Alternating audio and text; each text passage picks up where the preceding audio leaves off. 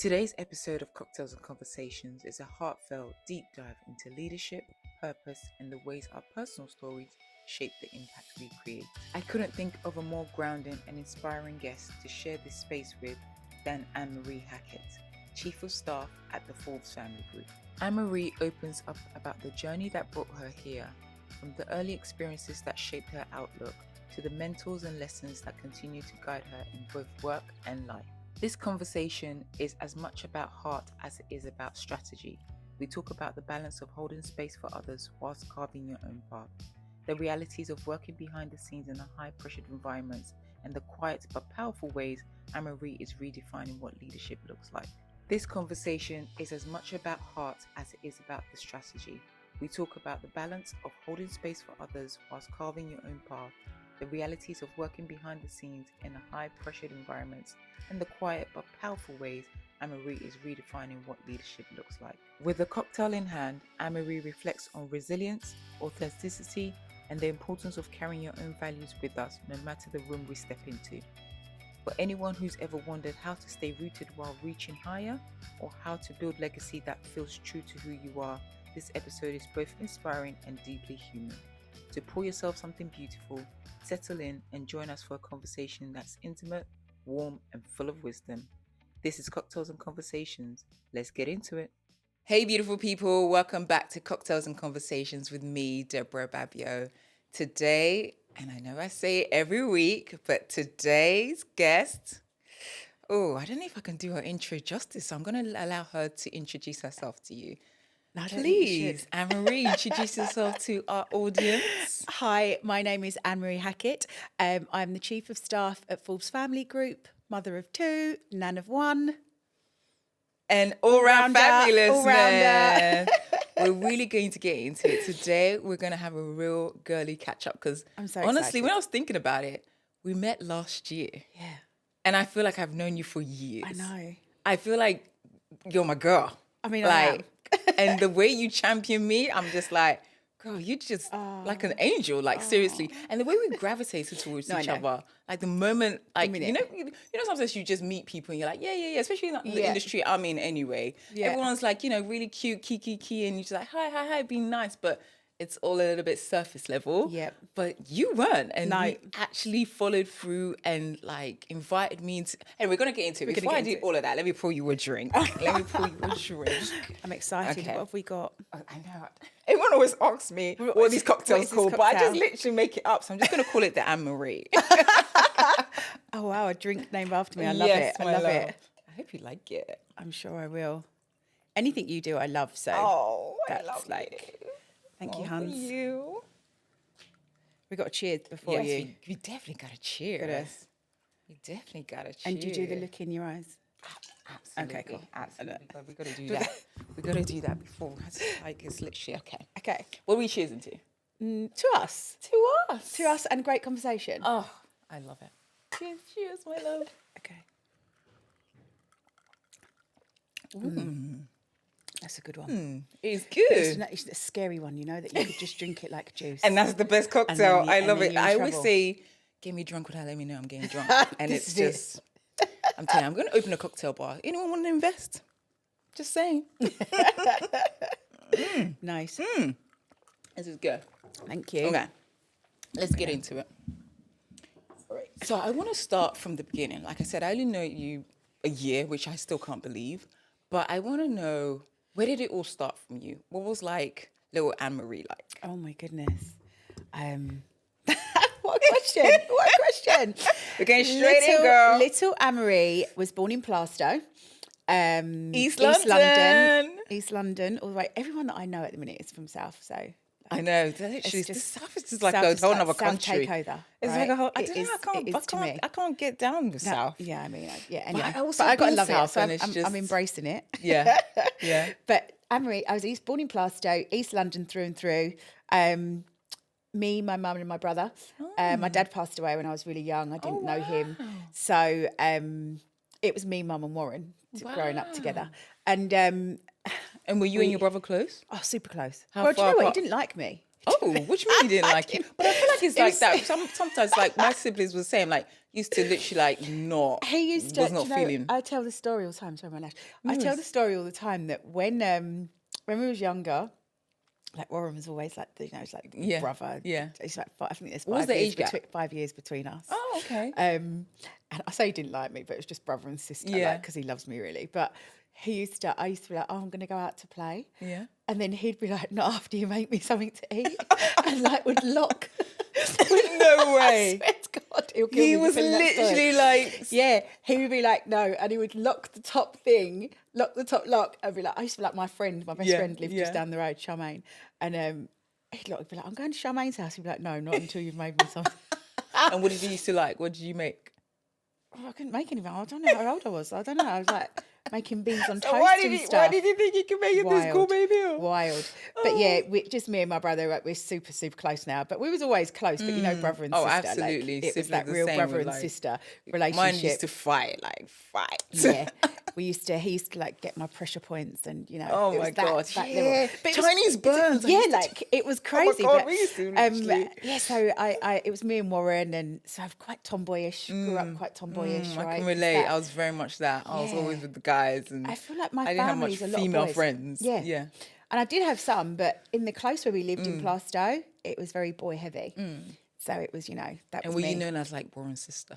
Warren's sister. Yeah. It killed me. Literally, it's like they forget your name, right? It's like, it killed me. I have a name. I have a name. Yeah, I used to play football. So everyone was like, oh, Warren plays football. Da, da, da, da. He was the best fighter in the school. Oh, It wow. just killed me. Like, I had no hope.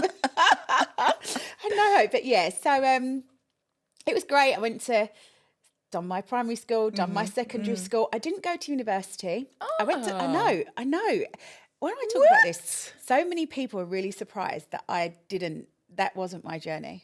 Tell me, because for me... I didn't go to uni. I stay in school, guys. Stay in school, absolutely. But for me, if you're not going to be a doctor or like an architect or something that really requires... I feel uni is a waste of time. Just saying. It's funny, right? Just saying, but it I really know is. so many people that have gone to university and studied a specific subject and have come away from there and don't do anything. Don't do anything like it. And you're still in student debt. And you've still got loads of debt. It's crazy. And the system needs to change. I'm not saying it's flawed because there's so many people, like, obviously, education is key, stay in school. It really is. But if when I have children, depending on what they want to do, I won't force them to go to uni. Yeah, I look at it now, Debs, and I think to myself, I've got this great job and I've had a really good career, or I'm having a really good career, sorry, should I say. And I haven't been to university, but then I think to myself, what if I did? Like, what would that have looked like if I had done that, if I had taken that road? But I didn't, so I went to college. And did you consciously say you don't want to go uni? No. Like, was it just not? Do you know what? No one, I don't think any of my family went to university. And my brother went off and played football. He was a professional footballer. So he didn't even want to go to school, let alone go play football, go to uni. So I don't know. I didn't have that role model. There wasn't you know what they say, you can't be what you can't see, right? So which is a huge thing. So I think that for me, Mum was just really hardworking. She had 2 kids, and it was me, Mum was. So she was just working hard. So in my head, it was just like, okay, well, I need to work, right? Like I need to, that's my thing. Yeah. Anyway, I went to college. Mum was always like, you've got to go to college, you've got to go to sixth form, you've got to do this. So I did, and I didn't love it. I finished my first year at college. I think I'd done 2 years at college. Business studies. Okay. Business management, something like that. And then I said I didn't like it. So the following year, I think I went to do leisure and tourism.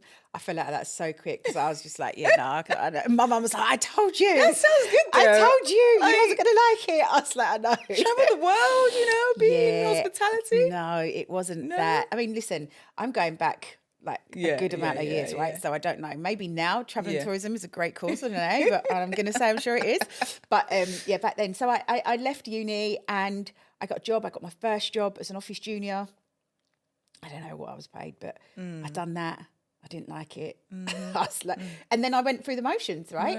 I just started working. One thing with me, my mum will always say to you, when I was younger, I was always surrounded by paper.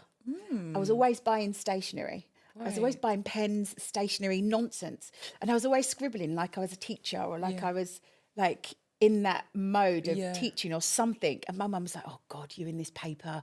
You're going to be something to do with paper. You're always going to be writing. Maybe you'll be a writer. Maybe you'll be a teacher.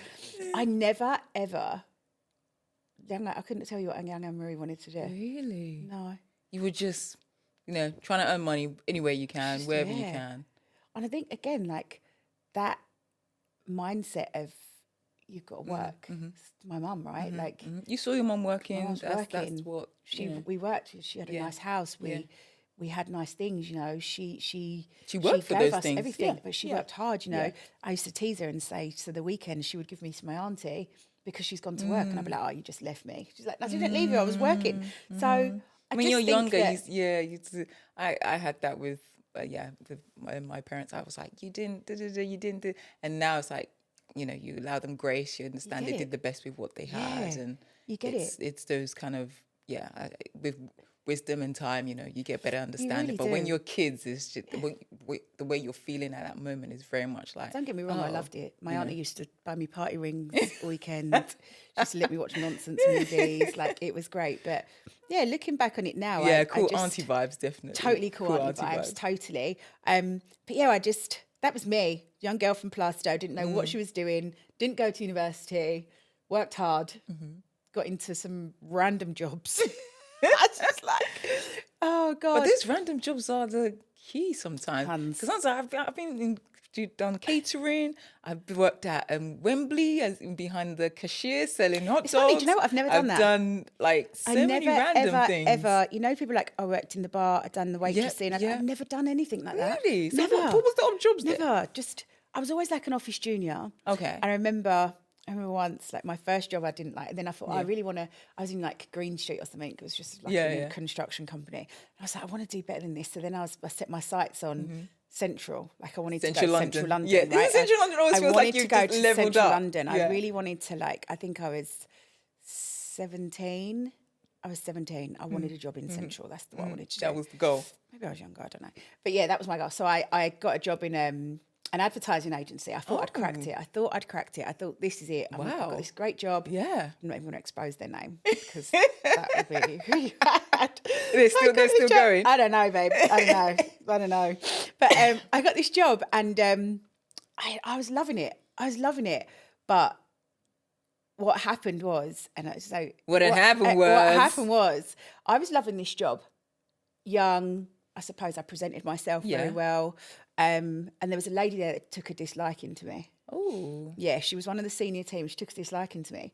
Well, and how? With your bubbly personality? I don't know. There's people in the workplace that are just, I don't know, their spirit just doesn't allow them to be. People, I just have the. I don't know. Because how can anyone not have... I don't know. I mean, I was really young, right? So I don't know. But I just used to go in. But some people really do my job. Like that. When you're really bubbly and really... I don't like it. People don't like it. I don't even think I was bubbly, Debs. I just think I was polite. I just went in and done my job. I feel like because I've experienced that. It's like they want to find fault. And when they can't, they just...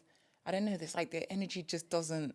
Yeah. I don't know. Her energy didn't take to me, hon, and she did not like me, and I thought I'd cracked it in this job, and then she was telling me to go in the kitchen and wash the dishes and clean a toilet. Yeah, I rang my mum. I said, listen, I'm not staying here another minute longer. My mum went, what's wrong? And I said, she's trying to make me clean the toilets. And what did she think?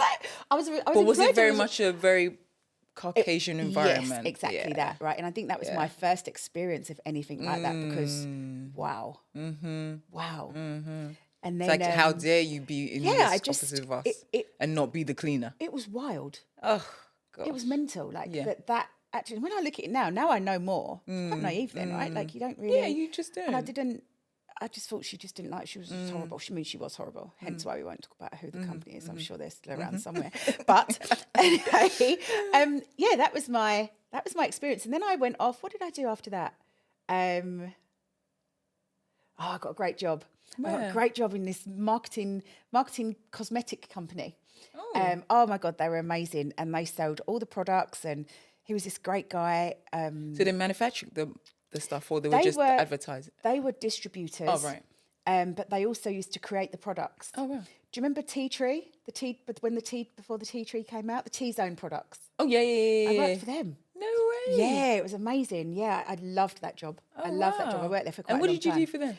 I think I started off as an office junior, then went up to an accounts exec, then done some more admin, and I was kind of on the way of the boss, who was really cool, and he was an American guy, and he was like starting to get me into a bit more of like traveling and wanted me to do be that. part of the business, really. Yeah, be part of the business.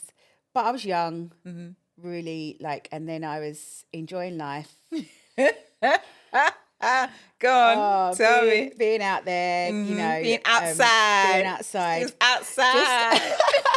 Just, you know, when you just don't, you've got this job and you don't really think about, oh my God, this could take me here. I knew I had a really good job and I was buying nice things and I was going out and I was out and it was great. Yeah. And then then you just fall into that, oh, I've met someone and oh, this, that, and then all of a sudden everything else goes out the window and, you know, all of a sudden, oh, okay, I'm going to have a baby now. Yeah, Okay. yeah. So I fell pregnant with my first son really young. I was 20 and I was 21 when I had him. wow. Yeah, which, listen, now, if Roman come and said to me, Mum, if he was 21 and said, or 20, I'm like, Mum, I'm a baby, I'd be like, no, you are not. What do you mean? Because I think that society now to society then was so different, right? Yeah. So My sister had a kid when she was 20, but is of that. I guess it's still, you know, like you said, you're in that world, right? Of like, I guess now this whole be a boss babe and you can do things, but as a woman, but you do want the guy's attention. You do want to be all, you know, outside and just and have that life. So in that time, I can hear it and I can see it. And it's just a weird. lot of people have that story, I would say. Yeah. I think it is a really normal story to have, isn't it? You know, well, I had a really good job and I was out, you know, going to the clubs and enjoying myself, and then I met someone, and then all of a sudden, life changed really quickly. Life, exactly. And 0 to 100. My first son, which was amazing, you know. How was that experience? Wow. Because being 20 and bringing life into this world. Yeah. And how did your mum take it? My mum wasn't pleased in the slightest. But what I think with parents really quickly is they become very accepting, you know, that it's happening and it's not going to change. So actually, and she's just the best. Like, she supports me even to this day. Like, she's just so epic. But yeah, I had Reeks and he was young and I was young, but I really embraced it, right? I actually really, really embraced. And did the job embrace that though? No. Or did you have to, you had to forego it? I stopped working there because That's such a shame. couldn't do it. Yeah. It was a shame because I did really enjoy it. Because like, I can see even when you're talking about it, it's like I really enjoyed it. And thinking about it back then, like, if I'd followed that path, and I wouldn't change that. I think every experience in life brings you to where you are, right? And there is nothing there's a million things that I probably be like, oh God, I wish I'd, but actually I wouldn't change it, right? Because I wouldn't be on this, I wouldn't have done this path and I wouldn't be where I am now. But and we might not have never met and I can't have that. I know. So yeah, I had Rico and I've always been a worker, right? So even when I had Reeks, So this was 21. This was in, I was 21 now. New life into the world. New life into the world. He's 3, maybe 4 months old, and I'm like, I need to go back to work. What? Yeah, babe. Yeah. I didn't, you know, What? everyone imagines that, oh, you've got this really perfect 2.0. It wasn't that for me, right? I wanted to go to work anyway. Right. But didn't you feel like overwhelmed that like you've got a new baby? No. Like you. What? No, I didn't. Was it like you? Okay, I wanted to go back to work because I wanted to prove something, or was it like I just want to go back? Do you know what, Deb? I don't even know if it was I wanted to prove something. I just, for me, right. So just take it back a little bit, I suppose. I watch my mum, a single parent, just like her sole thing is her kids and her work, and she has to work to have nice things to look after herself. I didn't have it that. You know, everything was laid out and I didn't have to work. You know, if I wanted stuff, I still had to work for that. And if I wanted things for Rico, and I'd still work for that, right? But also, it was normal to me. Like I didn't, again, what you can't see. It was normal for me, right? So to see mum going to work all the time, it was normal. So come 4 months, I wanted to go back to work. I was like, oh, I can't, I'm not. But I think by the time he was maybe 6 months, I got him into a nursery. Wow. Moved into a flat, got him into a nursery, and I got a job, and I was their export coordinator at like Visual Communications, they were called. And I had a great job. They were really great. The childcare was great. I mean, nurseries back then were super expensive. I don't even. I look now and I don't know Literally. how, babe. I don't know how my siblings are doing I it don't know how. I can barely look after myself, Like, right, y'all. like it was crazy, and it was great. Like I went to work and I had like I was You me. build the routine. Oh You build God, the routine. it was me, right? And I went to work, and my son was great, and he was in nursery, and the teachers loved him, and it was fantastic. Like it was really, really great. And I built that life myself, and then I had Roman. I was 25 when I had Roman. I definitely felt like I was ready to have another. Okay. Like I felt like I was ready. I didn't ever want Rico to just be a single, an only child. So I had Roman, but then Rico was going to school. So I was like, right, I don't really want to bring him up in East London. Because times were, if you think the schools that they wanted to send him to, I was like, I don't really want my kid going there. Like, you see these boys on the streets, and I'm just like, I don't really want that. No, so anyway, that's true. we bringing up boys in East London It's London tough. is It's very tough, right? One of my So- aunties did 3 boys, and every day I'm like, wow, I'm so proud of you to Right? have, and they're all doing really great because Right. it's so easy to slip, babe, it's into so the other easy. side of. It's so easy. And managing kids in different, like managing your kids in different areas is really, it's tough. Yeah, It's really complex, absolutely, right? So, absolutely. but I As decided black I men didn't as want well, to do that. growing up and Yeah, just it's raising. scary. It is because you hear the stories, like even they All the just time. celebrated, I think, the death of Stephen Lawrence, right? Yeah. And it's just It's that super- is it's- such it's- a but it's so demon real. load. Like there's so many we can name, Yeah, but it's so real, and it still happens, it's still current. So for me, I was like, I definitely, I need to raise my kids. I want them to be raised well, but what do I do? At the time, there was an opportunity to move to Brighton. No, So I moved to Brighton. like brought my out of kids up- London. Out of Wow. London. Yeah, I know. I don't even know. I have no family in Brighton. But And we that's what I'm moved- I saying. Like moved to- 2 boys and you're moving to Brighton. I bought a house and moved and Wow. had 2 kids. Literally. Yeah. 2 kids under what? And I was under 10. I was 25. Yeah. Under 10, like under Def- Rico was under- 4. under- Like yeah, Rico, 4, Roman was like, and then Roman was, wow, In yeah. fact, I was pregnant. Yeah. I was buying a house and moving, completely Jesus. relocating. So Moving I'd done house, let's pause. Moving house, I've done it many times. I wouldn't wish that on my worst It's enemy. wild, right? Moving house? Wild. Imagine moving house while pregnant. While pregnant and got a toddler. Purchasing a house. With Yeah, that's also it's another. too much. Like, that's I don't know. also I don't another even know. thing. Like, estate agents. I don't if I know. could speak. Yeah, no, but do you know what I mean? Like, it's too much. And I Yeah. can imagine now it must be even worse. Yeah. But yeah, so we moved to Brighton. Brought the What boys up. was your mum and brother like? Like were they? Warren travelled quite a lot Oh, because yeah, he 'cause he played was playing football, football, right? yeah. So he was always kind of travelling. Mum really like she didn't really want me to go, but she knew why I was going. She saw where I was going. She was very much up and down the motorway all the time. Right. I spoke about it recently on a clip that I'd done, but the isolation that I felt there. Yeah, because you got no family, you don't know anyone Yeah, there. it wasn't. I'm And surprised. it's a different. I'm sure Brighton's changed now, but It's totally changed now.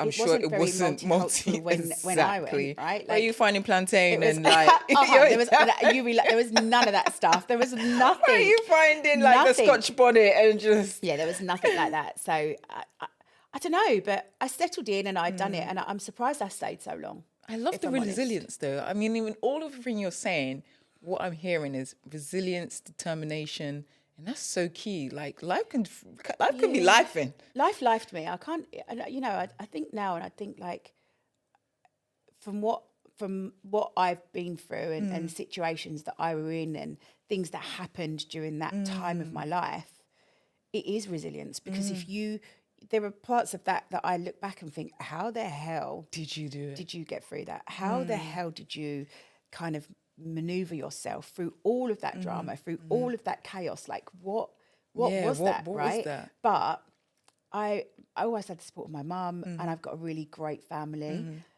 I come from really good upbringing, so I know what's right, what's wrong, and how I should react. But I also know that, for good things, you've got to work hard, you've got to put the work in, and, you always work hard at things, even when they don't deserve the work to be put in. Yeah. Do you know what I mean? Like, Oh, so it's yes. like, Yes. but I've done it, and I'm super proud. Like, the boys have been brought up in Brighton.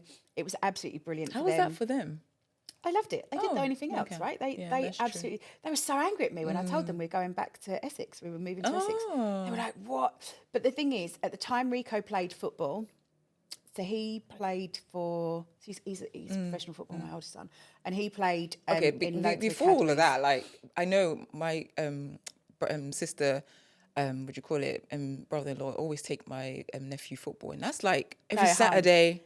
Every that's literally like we're by pitch side. Before they get to professional, you're jumping to professional, but before they get there, the amount of Saturdays you have to spend by that pitch side, freezing cold, raining, they don't stop for nothing. It was crazy, so relentless. It was crazy. So I had the two boys. I was working. I've always worked, right? Roman went to nursery. Rico went to school. I think I got a childminder at some point. There was after school clubs. Then there was Rico started to play football. He was, I want to say 7 years old when Brighton Football Club asked if they could sign him, but he was too young, so we couldn't sign him. Anyway, up and down to Worthing, which was probably about an hour's drive. Wow. So after work, pick him up in the car, down to Worthing. Jeez. Wow, I'm exhausted listening Two times to a this. week. And then they started playing exhausted. games. So it was 2 times a week training, games on a Sunday morning, first thing. But he also then played for his district. It was wild. I was that football mum, up and down the motorway, like doing overnight stays, tired, no weekend, Literally. had house to run, washed up. I have my grandson now, and I have him for like an hour, and I'm like, right, I don't even know, like, I don't know how I was that mum, because maybe it wasn't me, like, I don't know. But I think there's a certain level of, because my sister and her husband went away, and I had to look after the kids. Yeah. And I'm telling you, I did more in that one day than I do on a regular day. Did you count your steps? I didn't even count my steps. I managed to wake up and do work before they woke up. Got them up, did breakfast, did school run, then came back, did Zooms and everything, then finished and went back for school pickups, and then cooked them dinner. And like I did, literally, it's non-stop. Because I feel like there's something in your brain that changes. I was like, I'm telling you, mothers, women are superheroes. I want to stress that. We bring life into this world, and to actually look after that life, we are actually superheroes. Like, actually, put some respect on our names. That's what I say. I was like, it's a superpower that we have. It's a superpower, because when you just, literally everything you're saying, I'm just like, but how? Yeah, I actually But you did it. You did it. Now, You're literally proving that you did it. And women are doing it daily. Yeah. You know, it's like, it's And they relentless. really are. It's full on. It's just literally, anyway. So they really are. They really are. And I think, I look at it now and like, I don't even know like what that was. Yeah. But so I took the boys up and down the motorway, Rico, then he played football. He done really well. Then I think he was playing at Fulham. He played for Fulham. He had to be at Fulham Football Club, which was... So from Brighton to Fulham? I used to drive on the M25 3 times a week and on a Sunday to take Rico. To Fulham from Brighton? It was a Saturday train, so it was Monday. Wherever it is, from Brighton to Fulham. Wednesday, That's the Saturday, other side of the Sunday. world. It's 4 times. That's the other side of the Babe, world. I was in Brighton. Like, I was driving up and down the motorway.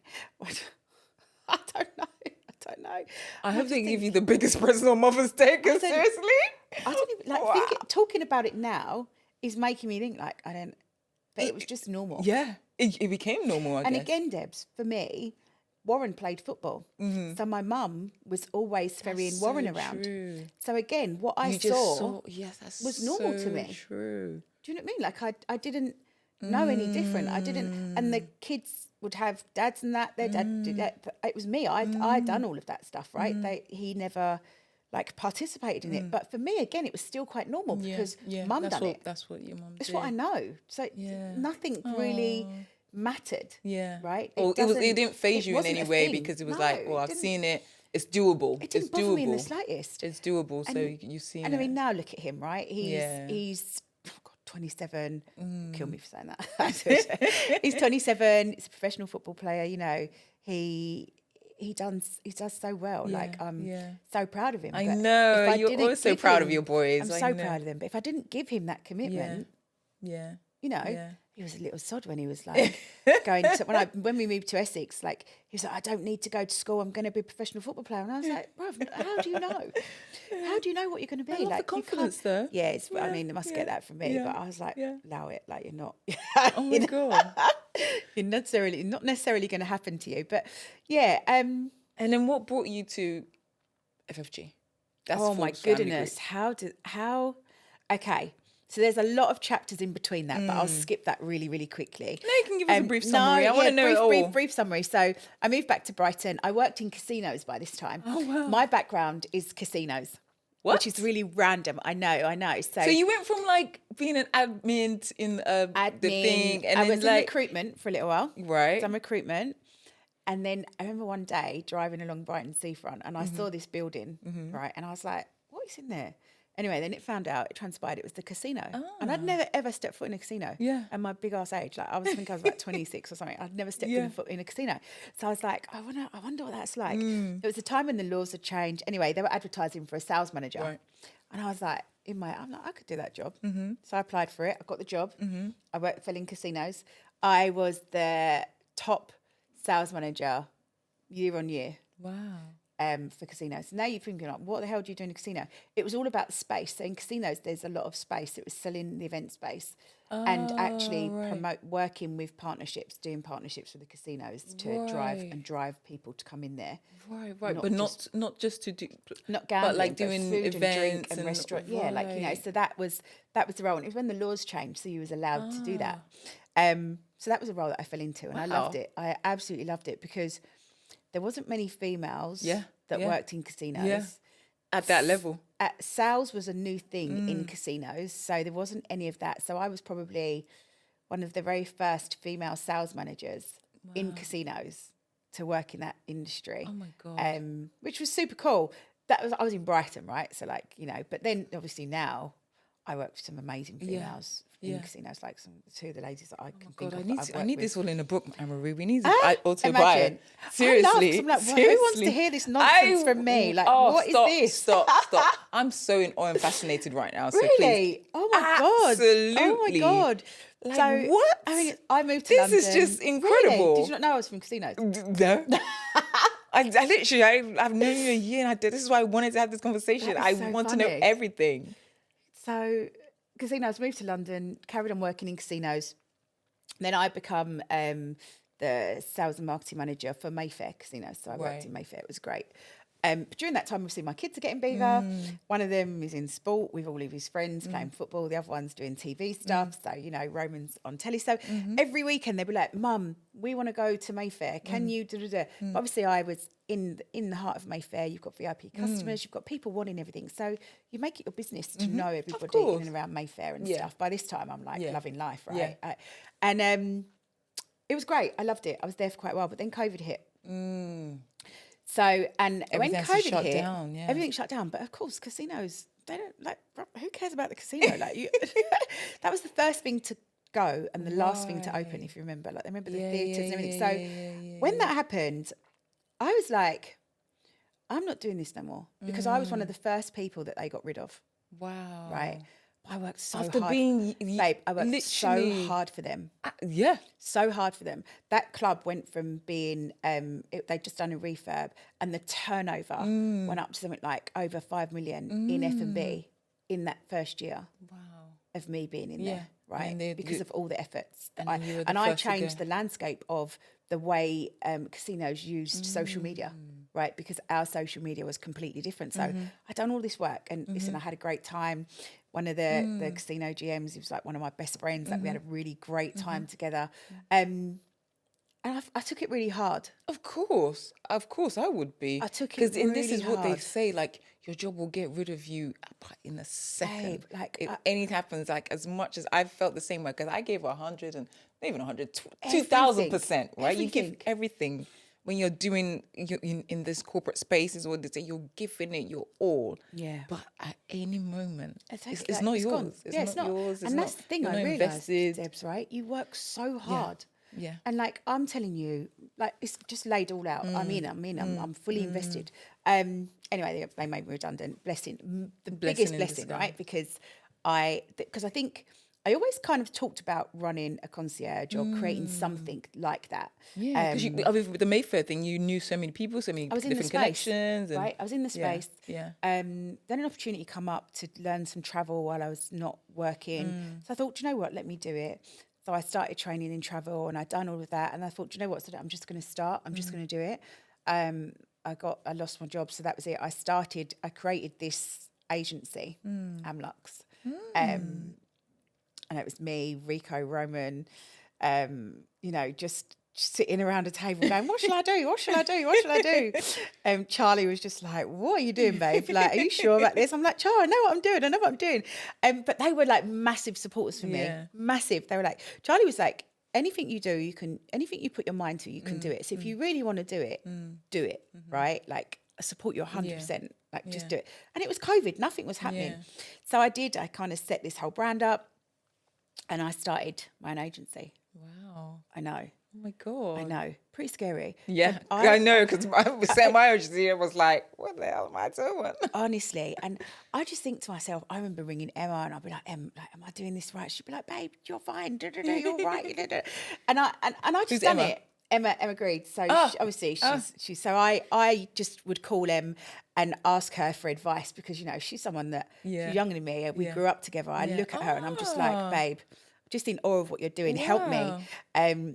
So, I'd have them calls with people to be like, am I doing this? Is it the right thing? Is it? So I did that. I set it up. I started it. It was great. I'd never, this is a funny story. I never ever was proactive for business. I had it. Because I had all Rico's friends, I had the people from the casino, people that I knew. That was it, right? Yeah. That was my core business. Right. So I never went out and was proactive looking for business. One day I was in the office and I saw one of Rico's friends went to a networking event. And I was like, what is this event he's at with all these professional looking black people? What is this? Anyway, and I messaged him. I was like, T, what are you doing here? What's going on? He was like, oh, it was an event last night. I said, okay, well, what event was it? What was you doing? And he was like, oh, it was Forbes Family Group. And I was like, but who are they? Like, what is that? Literally, I'd never heard of them either. Like, what is Until that? I met you, I'd never heard of them. What is that? Literally. And he went, oh, it's Forbes Family Group, Dean. And I was like, okay, cool. And I thought, let me just follow it. So I followed it. I followed Forbes Family Group. And I just used to see them like doing things. I wasn't overly engaged. I'm not great on my social media, as you all know. Yeah. But I wasn't overly engaged, but I'd see something and think, God, it was so nice and so refreshing to see people that looked like me, that were dressed so immaculately. In pictures together. Yeah. And it wasn't like one or two. I'm talking in numbers. And not in a club. Not in a club. Not in the club. It was a business environment. It was a networking event. Yeah. You see, when they used to say to me, go to networking event, I used to think like, oh my God, please don't send me because I'm not the one. I haven't got that level of chat. Anyway, you have. You really have. No, but babe, I'll talk to people that I want to talk to, right? Like, I'm not going to be. So anyway, so I followed it. Anyway, one day, Dean come on the stories and was talking about how he manages his time and his travel and things like that. So I was like, I said to Cascade, who actually now works full time with me at Forbes Family Group, she was working with me at Amlux, and I said, Cass, should I just message? And she went, do it. And I was like, yeah, but I'm terrible. Like, I don't know what to say. I don't know. She was like, babe, just do it. Just send the message. So I just messaged him and was like, hey, this is great to watch. Love this kind of content. If you ever need anything, let me know. That was it. So you didn't want him for the agency? You just like what? That was me just saying like if you need anything, agents like if you need because he was talking about his diary, his travel, and all the things he has to do. So what was the agency? What was the concept of the agency? So Amlux was a concierge. So it would be your traveling, your restaurants, your clubs. Just getting people access and everything. Whatever you needed, we could do that here. We'd done it so it was globally. So I went straight in. I also looked at doing brands and partnerships. So because obviously Ro had a group of influencers that he was around. So I was looking at it. So the fact that we had access to this bank of people, and we can match them with brands. So I had the lifestyle, the travel, and the partnerships. Because with the casinos, a lot of stuff that I was doing was partnership. So that was my train of thought. So I just messaged like just off the cuff and someone messaged back and was like, "Oh, thank you, but we don't need anything right now." So I was like, "Oh, it's cool, no problem." And then maybe a day later, Rico's friend rang me. It was like, "Oh, you know, Dean's asking me about you, and would you be interested in, you know, doing some work?" And I was like, "Oh yeah." Anyway, he was like, "Oh, he was going to call you." Oh my God, I was never been so scared in my whole life. Why? Babe, like, I was thinking, "Oh my God, this person's going to ring me. Oh my God, oh my God," because it was alien to me, because I never. I mean, I was a sales manager, right? But my sales technique was people buy from people. Yeah. And I always used to say that, like, I was never that person to be pushy, or, you know, it was just a really good conversation. Yeah. If we did it, we did it. Yeah. If we didn't, we didn't. Like, that was me. So my tactic was never to be that, right? Yeah. So it was alien to me. Anyway, we chatted, we connected straight away. It was great. It was and good vibes. Yeah, like it was just very to the point. Like, this is who I am. This is what I want. Can you do it? And I was like, okay, yeah, like, no problem.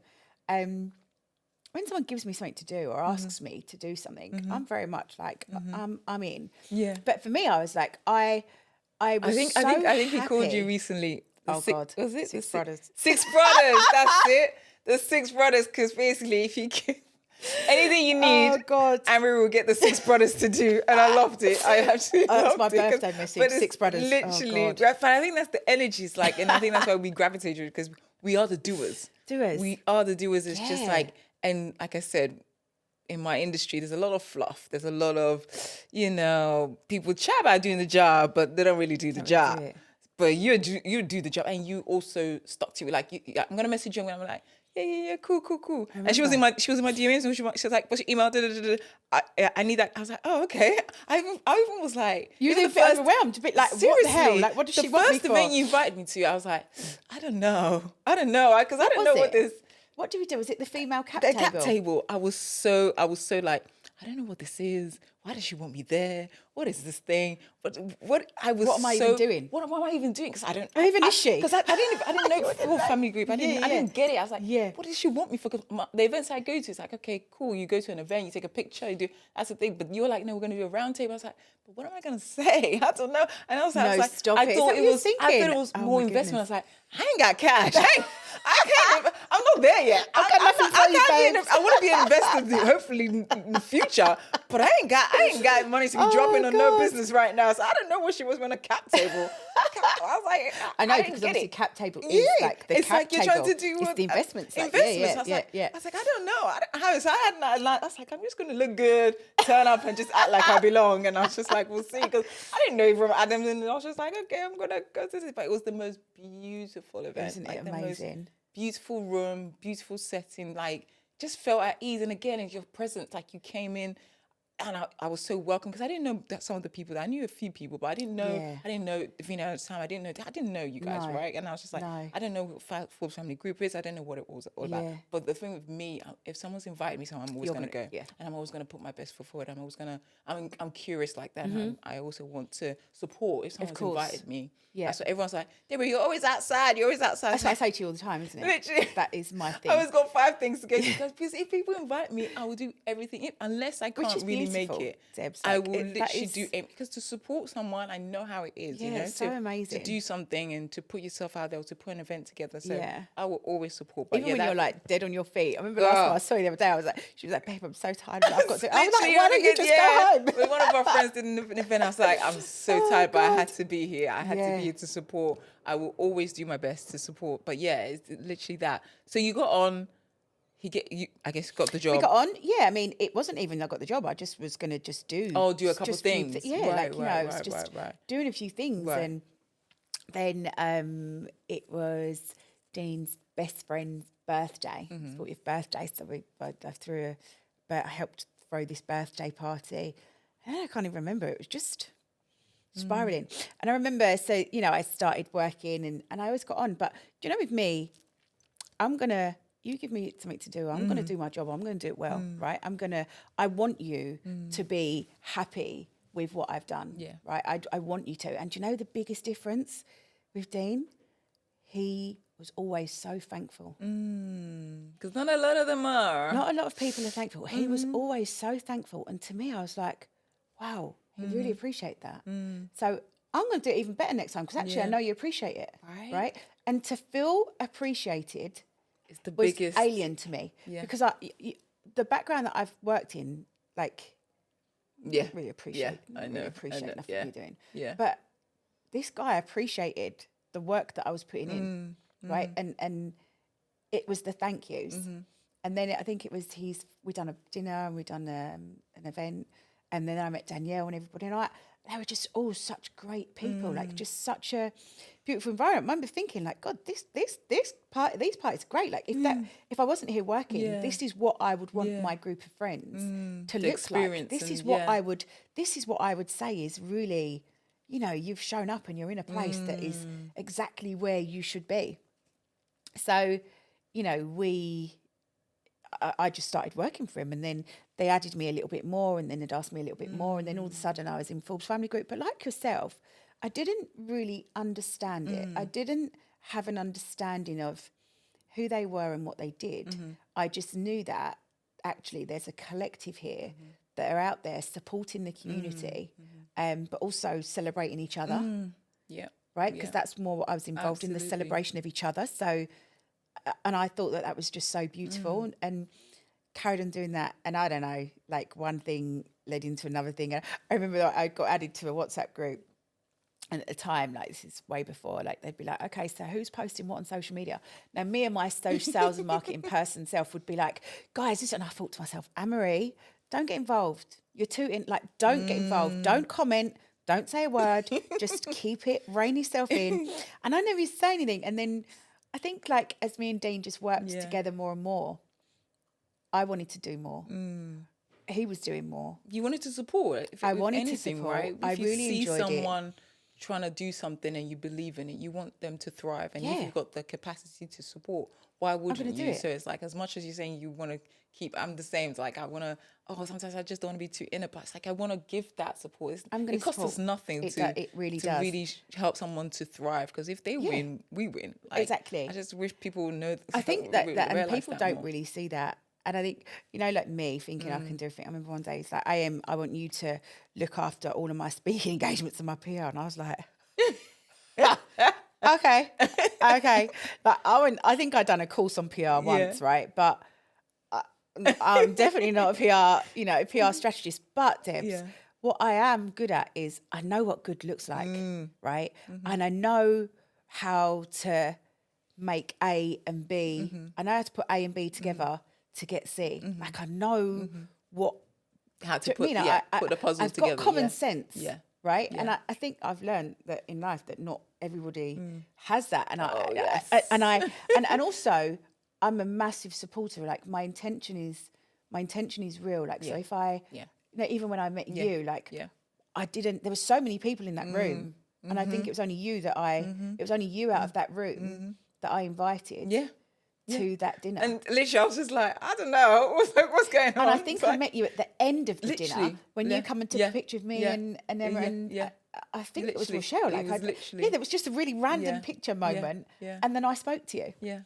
But like I love my role. I love what I do. I don't know how if you ask me to describe how I've transitioned from Amarie corporate world into Amarie entrepreneur, into Amarie chief of staff, into Amarie chief of staff. Now everyone wants to hear my voice. Like, please.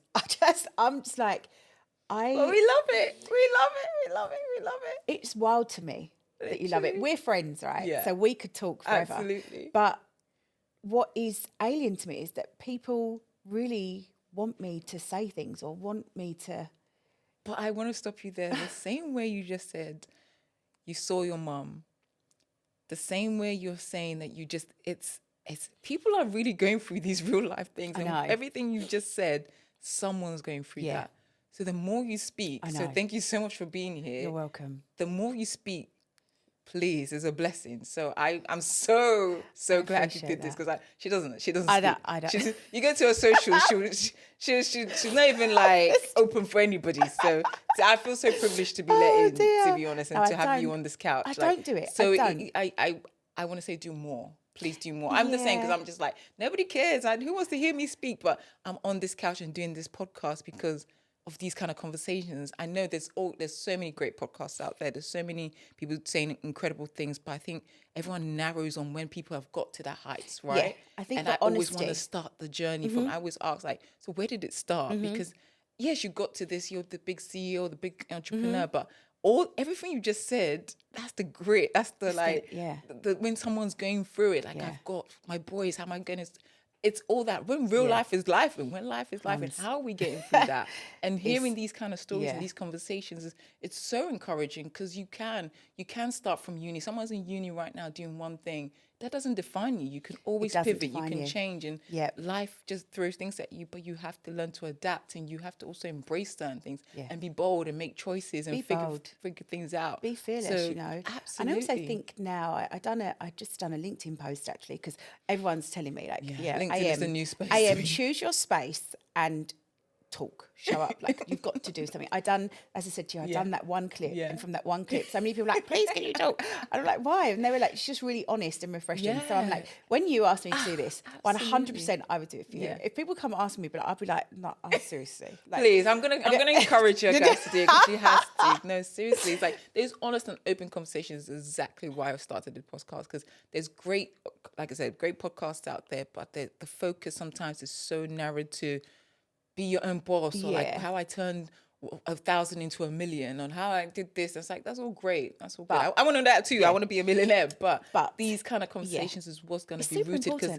it's going to register in my mind when I'm having a tough day, or when I'm like, I can't do this. Actually, Amarie did this, and she did. If she can do it with 2 kids and I can do it too. So it's like, it's those kind of, it resonates, doesn't it? Oh, absolutely. It resonates, and it always resonates with somebody. Always, like, there's always someone out there that is going to resonate. And I didn't realize that. So I'd done a post on LinkedIn, and I was like, do you know what? I'm gonna use this platform. Dean always talks about showing up. You know, the best thing that you can do for yourself is to show up. And I'm sort of like, I say this to so many people, and I'm always, championing so many people. And I'm like, you know what?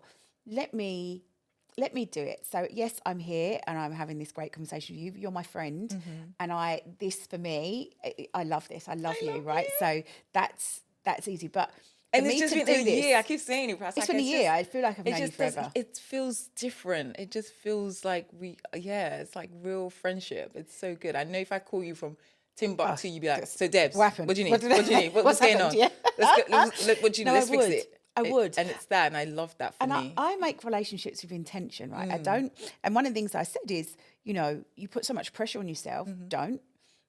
We're all still learning. It's okay to learn.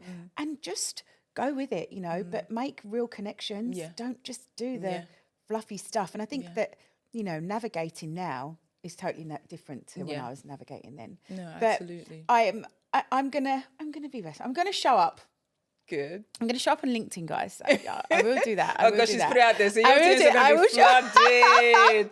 Your DMs are going to be flooded. I will show up on LinkedIn, but that's about it. I'm not. But what can people come to you for in terms of, like, if they wanted to support Forbes Family Group, if they wanted to be part of it, what do you see? How do you see your role being evolved and growing the business as a group? I think there's 2 things, right? So I work and manage, work with Dean and Danielle. Dean's profile has grown so much. Absolutely.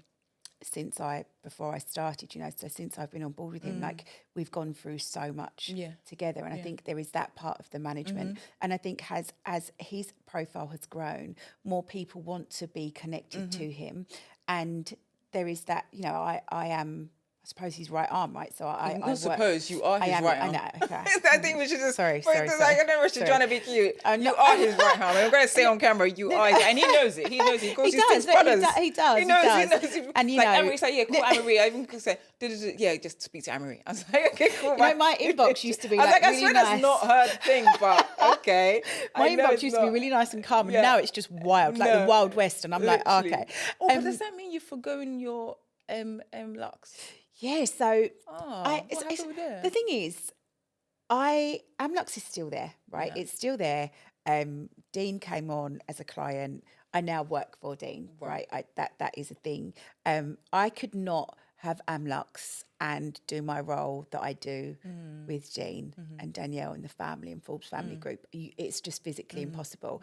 And in terms of when you are running that level of concierge, it's all about the service that you give. Absolutely. And I could never split. If I had two deans, I don't know, like this just, it's physically impossible, right? So for me, I made that decision to, and also it wasn't easy. It come with a lot of heartache for me, Amlux. Like I went through quite a lot with that, with the company. Running your own agency. Ain't for the faint-hearted. It's not. And you know, I always say I'm not scared to go again and try things again, but I don't know if I want to. Like, I'm really happy And I love that where honesty. I am now. Yeah, I just, you know, I've done that. I've been there. The heartache and the stress and the anxiety that it put me through, I don't ever want to feel that again. that, yeah. And yes, I could go back. You know, I'd done that on my own, right? So I could go back and do it again. And now I've learned so much more. Like then I didn't really know much, but now I've learned so much more. And could I put it back into operation? Absolutely. You know, could I say to Dean, this looks like this. What do you think I should do? And he'd go, I am. You know, but that's not my happiness draw, right? Yeah. My happiness draw now is I'm in Really Forbes family group. yeah. I am a chief of staff. I am Dean's number 2. Like I work with Danielle. I'm growing their brands and growing their profiles and I'm helping other people. We've just created FFG Connect, which is our membership community platform, and that is just a concept of why don't we do this all of a sudden now. Helping people. I remember when you told me about that. Do you remember? Like, yeah. I was like, what do you think? And then you were like, well, people, I was like, girl, people are dying and waiting. And you were just like, oh, I don't know. I was like, girl. I'm like, the worst person, right? I think that I'm getting better. I am getting better. And I have great people like yourself and other people really championing me to be better. But I have these ideas, but I always think to myself, or people are talking and I always think, I'm not going to say anything because they're the professionals. Yeah, They're right. It's like Dean might be in a meeting with somebody and they're back and forth. And I'm just thinking to myself, all you need to do is this and this and this. And then the meeting will finish and then he'll come out of the meeting and I'll go, Dean, at that moment, like, why didn't we? I was just going to say, well, why didn't you say it then? That's the perfect thing to say. So now I'm finding my voice more. Amen. And I'm definitely growing in confidence. I know I've got the ability to do. He is really championing me and giving me that trust to just do. I never want to let anybody down. That is a really big thing for me. I don't want to let anybody down. I will always remain professional and try to be the best that I can be for everybody around me. So I do that for him. I do that for my kids. I do that for my friends. You know, and for me now, I'm like, come on, I know I've still got more to give. I know I've got more growth. I know I've got more everything really. So yeah, it's just, oh wow, it's exciting. I'm excited for you. It's exciting. So excited for you. And I get to meet great people like you. Like if that event, so should we talk about how we met that day? That was just so random. It was very random. It was so random. Because I wasn't even going to come because I think I was traveling or I was doing something. I don't know. It was the last minute. I was another event. I was like, of course, it was another event for you. And then I came. Yeah, I got the invite. It was Emma hosting a beautiful dinner through Jordan. Yeah. Yes, of course. Love Jordan. Jordan from Good Culture. Who's just started Good Sport. Yes, fabulous. And just I normally I go to events by myself. I'm not really rolling solo, so I just walked in. I think I was running late because again come from another event. So everyone had kind of settled and mingled and done the pictures and blah, blah, blah. So it was just literally I came, I kind of scanned the room, and then I think was it after dinner or before dinner? It was way after dinner, babe. It was at the end of the night. Yeah, like the total end of the night. Because I didn't see. Because people settled, so I didn't see you. I was even just like. Listen, I walked into that room. Now, I don't do events like that, right? So that is not my world at all. Not at all. Emma was coming into London and she was like, you've got to come. And I was like, oh, I was at work. I'm doing casino stuff at work. And she went, oh, babe, just come. No, I didn't know what it was about. Yeah. Anyway, so then Jordan sent me the invite and I was like, yep, okay, great. I'll be there. What is it? She was like, oh, babe, it's just dinner. So I said, okay, great. I've rocked up. I've walked into this room and I'm like, are you shitting me? Like, what is going on here? Like, I'm seeing all of these people, and I was like, I'm not even dressed like the. Yes, you were. You were looking No, fabulous. no. You were And looking then the fabulous. man was like, "Oh, can you come and take a picture?" And I was like, Yeah, those "Oh my Getty God, images was there. what is going on?" It was great though. I loved it, Yeah. and I met so many people Yeah, that night. yeah. But I remember, and obviously I was working for Yeah. Ford's Family Group. So I was still in casinos, but I was working because I was working with the part time. But I knew that we was going to host a female cap table. Female cap table was about one thing that Dean does every year around his birthday. He has the men's cap table, and the guys sit around a table, have a beautiful meal and a really beautiful, honest conversation, and we capture it. And we just then share snippets of that conversation. But people always used to say, where's the female one and how do we get around a table? So I knew that we was going to do this. And I met you and we said hi. And I think I was like, I knew your Instagram because I'd seen you on Instagram before. I think was it your birthday? Yes. Oh, no, Or was that no. after? It was your birthday after. I I can't remember. no. But I knew I'd seen your It was- Instagram and It wasn't stuff. my birthday yet because I didn't have the purple hair. You didn't? Okay, it was just before your birthday Yeah, then. it was probably just so I'd before seen again, your yeah. Instagram, but I remember meeting you. Obviously, I met so many people that night and I spoke to most people. Yeah. And I was just like, oh, I love her. And I was like, I'm going to ring you for...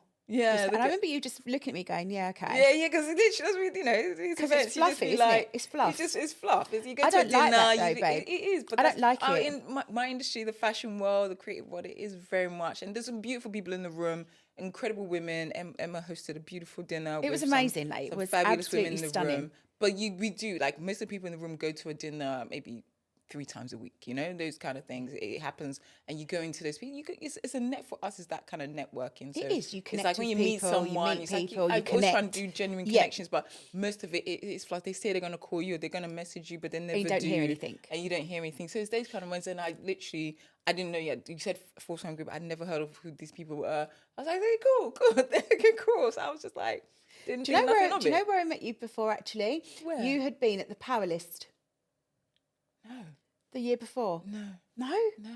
was it I not? wasn't there. You wasn't there. No. That's so random. No, I thought you was there. no, it wasn't me. Anyway, It was whatever. me. But I met you. I yeah, loved you. yeah. And I was like, we're going to do this. And you was like, what? And I was like, no, babe. Yeah, like, yeah, I want you to do it. Yeah. Anyway, and I went back and I was like, oh my God, I met Deborah yesterday. I was telling Danielle. She was like, oh my God, I love her. She looks amazing. I was like, honestly, she was so lovely. I think she'd be great. I want to Yeah. get around the table. Yeah. And, you Yeah. know, they had their own people Yeah. of who they wanted to come Yeah, in. I was like, yeah, no, we yeah. need to get, Yeah. like, please, let's get Yeah, it was Debs. before my birthday. It was Because before your by the time birthday. the cap table, I had the purple hair. So you met me. Yeah, it was just about before I left Vogue.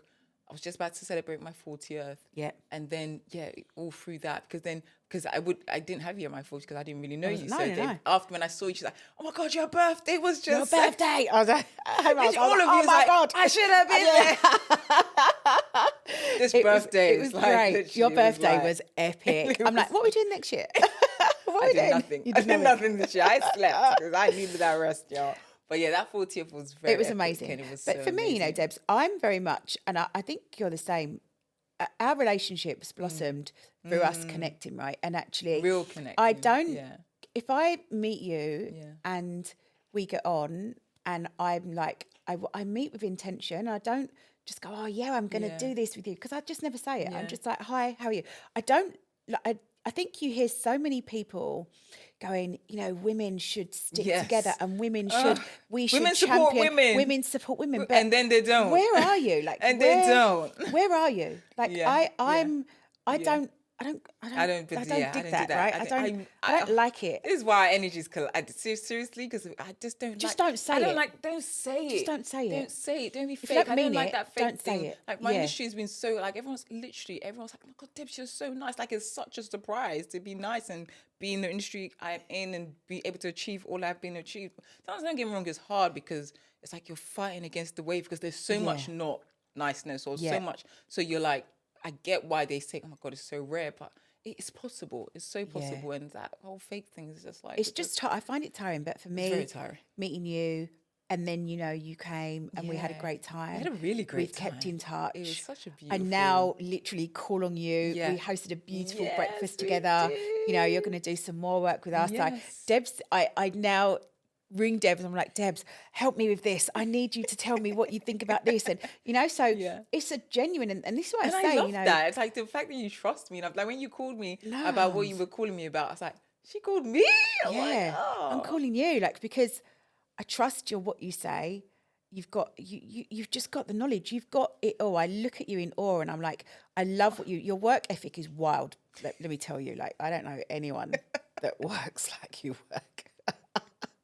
Every time I look at your Instagram, I'm tired. I didn't even know. I'm That's tired, half babe. of it. The Instagram is like half the stuff I ring share. Danielle and go, have you seen Deb's Instagram? She's like, what's she doing? I was like, well, I don't know where she's in Marrakesh, she's in London, she's in New York. I don't know.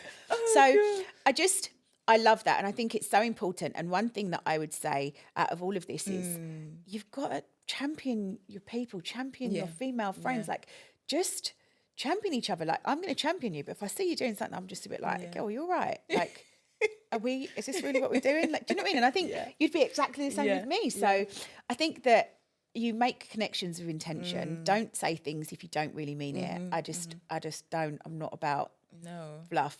I hear that. Oh my God, I literally could talk forever. I feel like people are going to be like, okay, that's enough. I don't want to hear from that girl ever again. We want to hear from you. Your inbox is going to be inundated when we share this. It's been such a beautiful conversation. I want to ask, what is your favorite event you've ever planned and why? It has to be the gala. Oh, I know. It That has was so to be good. the ACLT And gala. and the fact that you asked me to host the table again, when you did that, I was like, me. I was like we literally have known each other not that long. So I was like, this lady's. I was like, me, really, me. And then when I walked into the room, I was just like, let's not do that because you are you, right? You are you, but like, and let's not. Like, you are so epic. So used to being in the background because my whole career has been in service, right? Like I've always been a EA, PA, trying to make things, being behind the scenes, making it work. Yeah. So to be at the forefront, sometimes I fight it. But everyone's like, you need to be on socials more. You need to present more. I'm the same like you. I just like, I don't know. Nobody cares. Nobody cares. No one cares. No one cares. I'm just trying to survive. Yeah. I'm just trying to survive. No one's pick listening up the to me. phone and be like, hi guys. Today I'm trying to survive. Yeah. I'm in awe of you for doing that because you're like, hi. I'm like, nah. She's no, but we're gonna get you. We're Gonna get you. If we're you gonna be our see me each other talking, she's done it. I don't know about partners this, because we're the same. But anyway, the gala. the Tell gala. us more about The gala. The ACLT gala was special. And that's the African Caribbean Leukemia Trust. Yes. That was, so I'd never hosted an event of that size, right? And again, for me, I'm a perfectionist to the T. My expectations are way above my station. My expectations, sometimes I'm like, who do you think you are? I'm like, are you right? So for me, look at me, I carry all these books from my house, babe. The perfection is real. I get it. It's crazy. So to deliver an event, so at first we said we was going to do this, and me and Dean was like, we'll keep it to a small number. Dean is the wildest. I could have laughed at you at that. Dean is like the wildest. He's like, come on, AM, we're going to do this. And we was like, oh, we'll try and do it. Anyway, then all of a sudden, this gala went from being 300 people to nearly 900 people. Yeah, I think there was at least 1,000 people there. Right, I probably in the end because the night party. I didn't even see half the people. I don't even know. I don't know how we got through that. I don't know. It was epic. It was beautiful. It but was amazing. A room full of beautiful people supporting the community, coming together. Yeah. What we created on that night was super special. So people are saying to us, what are you going to do? Oh, God, babe, there would be no other way. Like, you had to be part of it. It was such a special time to raise that amount of money, £450,000 we raised for ACLT. Super proud of what we achieved. I mean, super, super proud. You know, Dean really brought the community and the network together, and we put on this beautiful event. And from not really doing something like that before to then putting that on, there were so many things. That was your first gala. That was the first. That was the first gala. Yeah. Don't. Another one? No. I know he's asked. No. It was hard work. Yeah. Yeah, but it was beautiful. It was beautiful. So that was my best. That was my favourite. We have so many others, like the Christmas party, epic. But yeah, the gala is what I'm going to go for. If you could host an event anywhere in the world, where would it be? Oh, Because through your concierge service, that could be a... Do you know what? Yeah, I mean, there's talks at the minute about us going to the US and doing some stuff there. We done a tour last year, FFG, when we done New York and LA. Yeah. I think the US, what I loved about the US was the people and the way one can connect you to two. Oh. And I love that. Can we talk about that for a minute? Because seriously, the energy I've been to New York and LA, and it's literally you say something. Oh, I know this person. Let me connect they're on you. your phone. They're literally right in front of you. Yeah. Literally connecting. Not this. Oh, let me Epic. see. No nonsense. Like in the UK, they just literally wouldn't even reply to your email. No. Or even reply to. But like America, or just say I'm going to do it, and then never again. I'll let you know. Yeah. Nothing.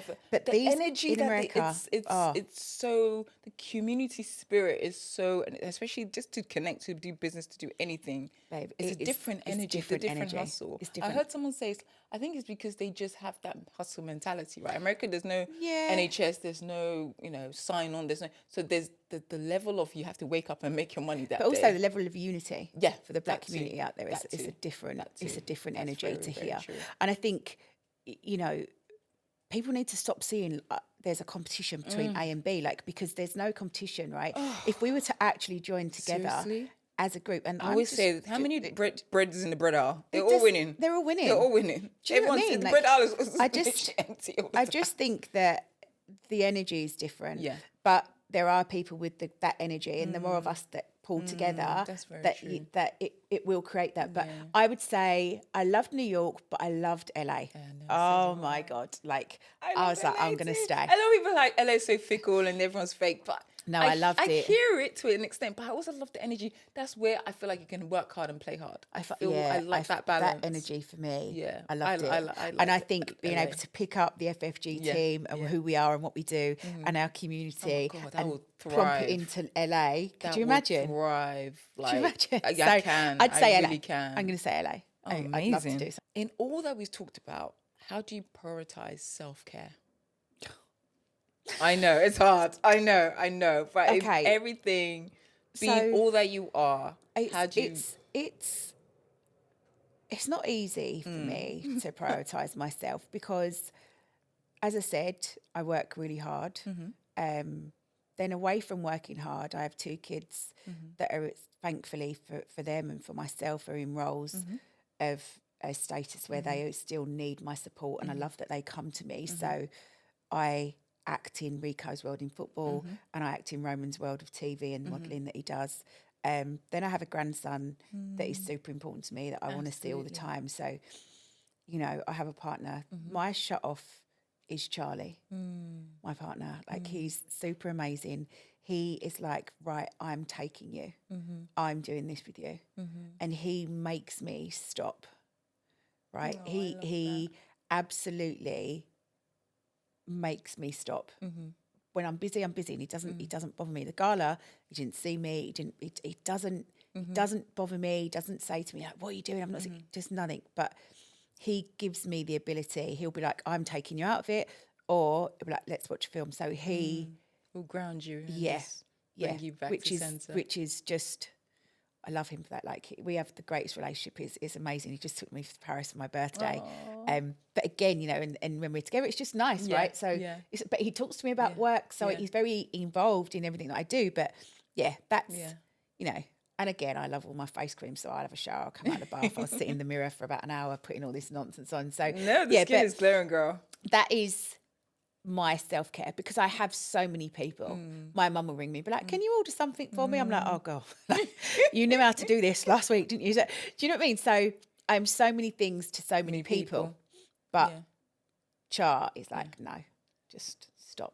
On that note, I'm going to add one more to your list. Go on when then. Is that dating app happening, or the dating service? Oh, babe. I've been chasing you, girl. I need me some Charlie too. So come on now. You can't be hogging it. I said to you that I was going to do this for you, right? Yes, you did. And I gave her one job at an event.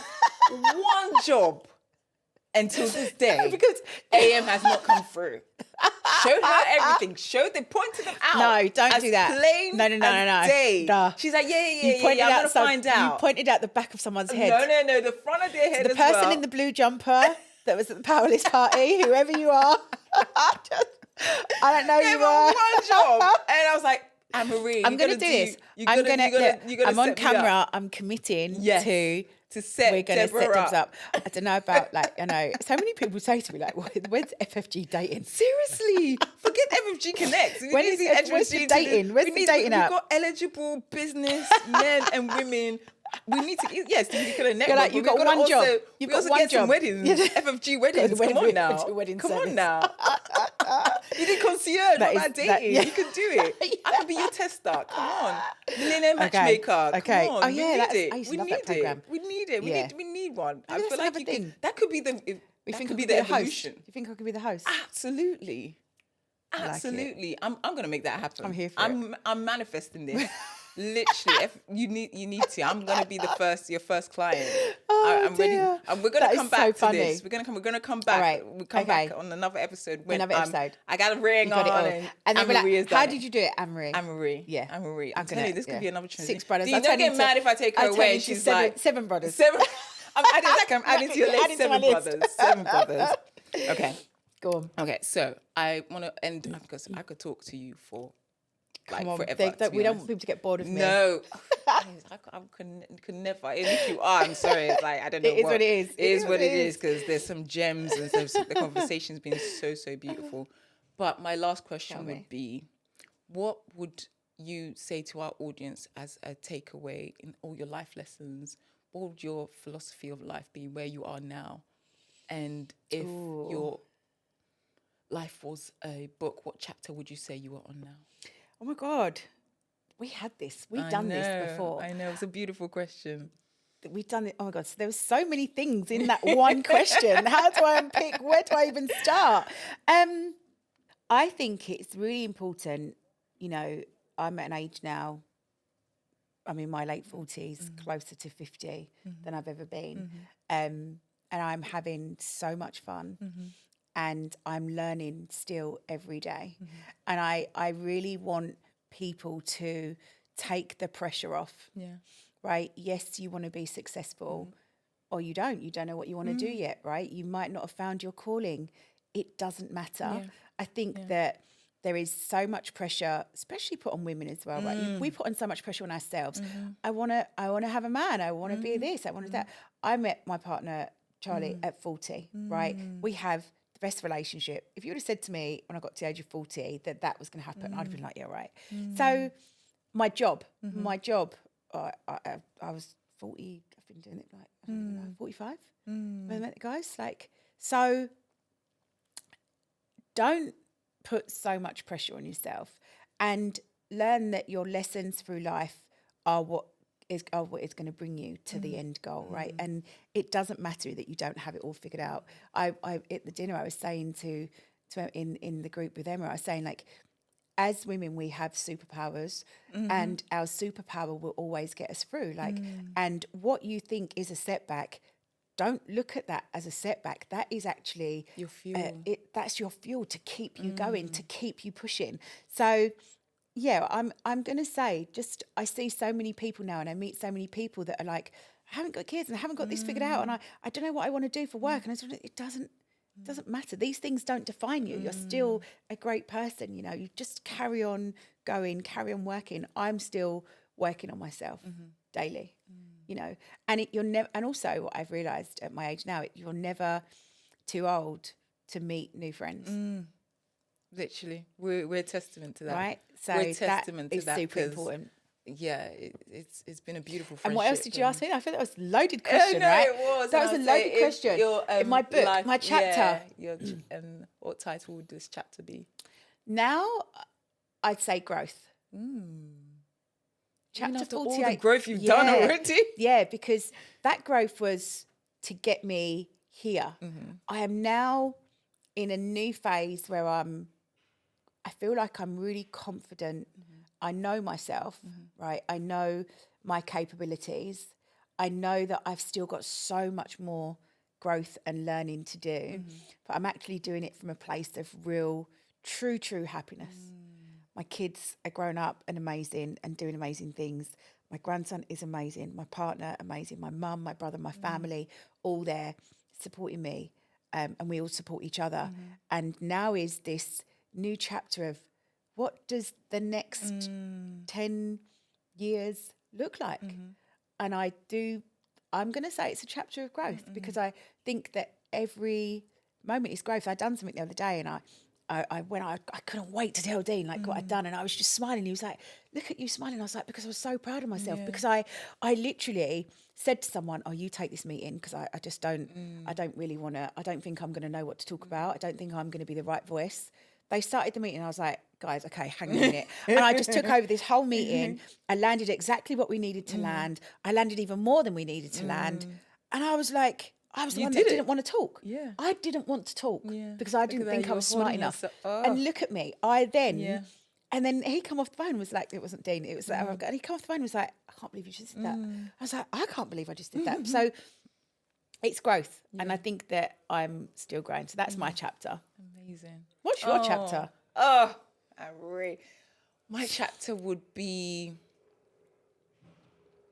Gosh, I feel like it changes every day, to be honest. Sometimes life been really laughing. But my chapter would be me betting on myself. Love that. It's been, like I said, I touched on it briefly. My whole career has been in service of others. And to quit my job, my very good job, bold, very great lucrative job, Yeah. with the big title, with the big company, and be like, nah, I'm not, I'm to actually choose. I mean, it's a privilege, don't get me wrong. Not everyone's got that choice to just quit their job. But to choose me. That's mega. It's to be mega. literally figuring what this next chapter is, what the next 40 years look like for me. Yeah. And for me, not for everybody. Yeah. Not everybody else, not putting someone else first. It's a game changer. Yeah. It's like, it's scary. I love this for you. But like doing this podcast, like I got a podcast, guys. I love the way that you're just putting yourself. I watch, like I said, I watch you, and you're the one person on the whole of Instagram that can make me tired. Because 1 minute you're like here, and I'm like, baby, you're right. You're like, oh, I'm doing this and this, but I'm going to this tonight, and then I see you. Oh my goodness, I've got some stuff coming, and it's going to be literally. But this is what I mean. Like I talk to you, and the growth from when I met you to now is epic. Yeah. And for me, it's all about how can I support Debs to continue to get from A to B? How can I elevate her? Is there anything in my power that I can do to just help? To just put it, and I appreciate that because I don't usually ask for help, and that's another thing. But you don't. I'm learning you've never to said do. that. Yeah, it's not I a know. help thing. She's always like, "What can I do?" And I'm like, "Yeah." You don't ask, but if there's an opportunity, and I think, just you helping us with things, like you help us so much. You're so amazing, and your insight and the way you do things and the way you operate is just top tier for me. And my expectations, I don't know where my chest comes from, so high, but like it's super high. Because we've got the relationship where we can, and I would do anything for you. I love it. So thank you. Oh my God, thank you. It's really been such enjoyed a beautiful this. conversation. I'm so in awe, and I could carry on. Really We've enjoyed got so much more to like drink and discuss. But thank you so much for listening. If you enjoyed this episode, please subscribe for more. Bye.